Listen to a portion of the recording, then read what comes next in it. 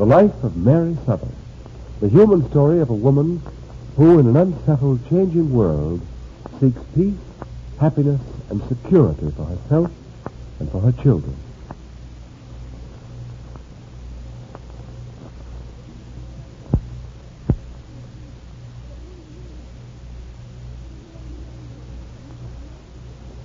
And now, the life of Mary Sothern.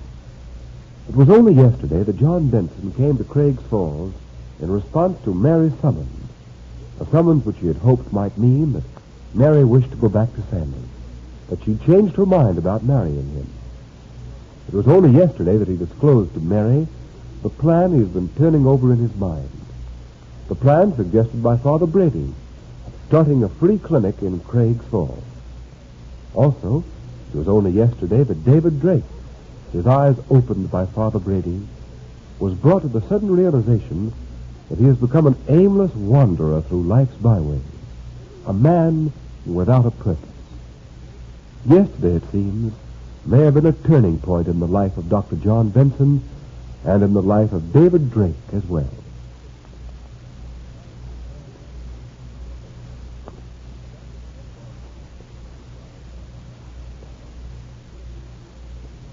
After talking with the factory doctor yesterday afternoon, John Benson called on Fran Garfield.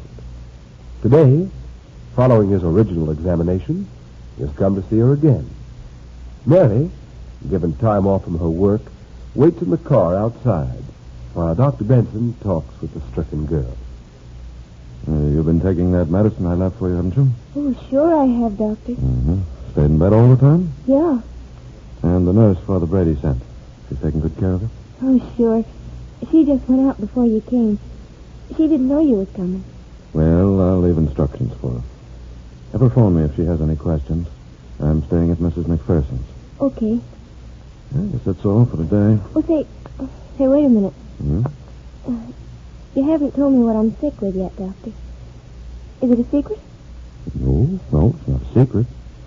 Just that I want to wait until the reports come back from the laboratory before telling you anything about it. We want to be sure, you know. But I'm not going to be sick, am I? Real sick, I mean. Yeah, there's nothing for you to worry about. Just do as I say, and tomorrow, next day at the latest, we'll have a good long talk together, and I'll tell you the whole story and what we're going to do about it. Okay, Doctor. But you're not going to give me bad news, are you? I hope not. Gee, I don't know what I'd do if I was really going to be sick. I don't know what Tommy'd do. It'd be kind of tough, Doctor. Yeah, perhaps we won't have to worry about that. It's a mistake to cross bridges until you come to them. I don't want you to do it. You don't, huh? Yeah. Say, are you staying in Craig's Falls 3 days just on account of me? Partly. Why? Is there any reason why I shouldn't? Well, I can't see why you should. I'm nobody. I can't ever pay you. Oh, no, please don't worry about that. You know I can't pay you or do anything to thank you. You still... Gee, Doc, I didn't know there was people like you and Miss Sothern in the world. Well, there aren't many people like her. Or like you either. No. Honest. Last week, me and Tommy, he was fighting and carrying on. I guess I got pretty near the deep end. Going to do something I know I shouldn't have. Would have been sorry for. All because I didn't care. I didn't care about nothing. Now it seems so different, Doc Benson. Miss Southern coming to see us. You coming yesterday and today and tomorrow. And... It's really kind of been fun being sick. I never seen people like you before, Doc. I guess I'll get sick more often. Yeah, we won't think of it. And I really must go. Miss Southern's waiting for me.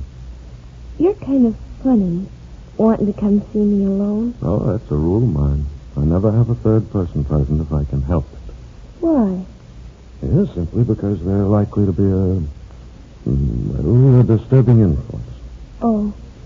Now, I'll see you tomorrow. And meanwhile, be sure you do everything I've told you, now, won't you? Oh, I sure will. And thanks, just bushels for everything. You're swell. So long, Doc. Goodbye, Frank. How does Fran seem, John? Oh, so? Well, come on, tell me. Yeah, I'll tell you about it tomorrow, after I've heard from the lab. You've a pretty good idea now, haven't you? Not good enough to venture an opinion, my dear. What you mean is that you won't venture an opinion until you're good and ready. I should have known. Perhaps you'll tell me how the girl strikes you personally. Personally? Mm-hmm. Good heavens, Mary, that girl? Well, she's an unfortunate case, of course, but there are thousands like her. But don't you feel sorry for her? I'm sorry for anyone who's sick, but her plight isn't any worse than lots of others I've seen. I'd like to make her well, but doctors can't take time to take every one of their patients' troubles to heart, you know. If they did, they'd have no time for the more important job of making them well. You know, John, I'm not surprised to hear you say that, but it makes me stop and think back a little. Yeah. I didn't want to say anything about it before, but now, will you tell me something? Of course. Tell me. You're not really interested in the clinic in Craig's Falls because you want to help people like Fran Garfield. That isn't your real reason, is it? What do you think? Well, you're a clinic in Sanders, of course. And I've learned a great deal from it, Mary. I have a book on the way, you know. Yes, John, yes, I know. But, John, let's be honest. You're, doing this mainly because of me, aren't you? I'll confess to you, it is partly on your account, my dear. I see. If you will, John, I'd rather you'd try to overlook my being here. I don't want to feel responsible for your coming here, knowing your feelings. But that's exactly... No, please, now let me finish. I don't want my sentiments or my being here to influence you in the slightest. Do what you want about the clinic, John, but forget that Craig's Falls is my home. Mary Sothern, though she wishes John Benson to decide his question without her, is, it seems, a woman whose thoughts and actions cannot help but influence the course which others shall follow. For at this very moment, David Drake, ultimately self-questioning, self-justifying, and self-accusing since his talk with Father Brady yesterday, has returned to the office of the priest, his friend since boyhood. Father Brady sits with his hands folded on the papers on top of his desk, a quizzical expression on his countenance as he looks up at the troubled face of the man standing in front of him. It is David, still seeking his answer, not within himself, but in the hearts and minds of others. David says, You know, Father, I've been thinking about what you told me yesterday. Well, David? You gave me quite a shock. I intended to. I rather thought you did. You felt that a shock was necessary, I gather. Perhaps so, David. But I've been giving what you said a lot of thought, Father. I haven't decided yet whether you're right or not.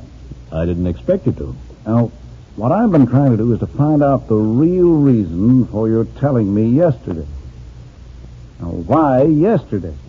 I told you my reason, David. Yes, but even you, Father, sometimes keep things from your friends. You didn't tell me everything. That's why I came in today. Something's been troubling me, Father, more than anything else. And you said the reason you told me, well, in effect, that I was a wastrel, was because you felt I was in love with Mary Sothern. You remember that, don't you? Of course. Well, I'm not prepared to admit even to you that I do love her. But granting for the moment the truth of your statement, what you really meant was that a man like myself had no right to fall in love with a woman like Mary. And that's so, isn't it, Father? A drifter like I am has no right to love her until he proves he can be something else. That's what you want to say to me, isn't it?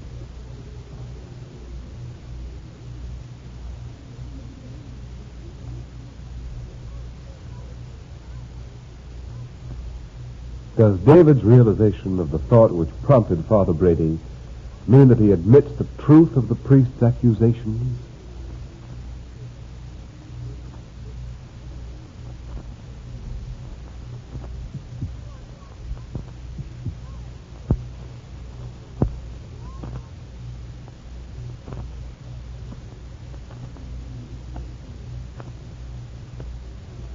Caught in swiftly moving currents, Dr. John Benson and David Drake stand on the threshold of what may be a new existence for both of them.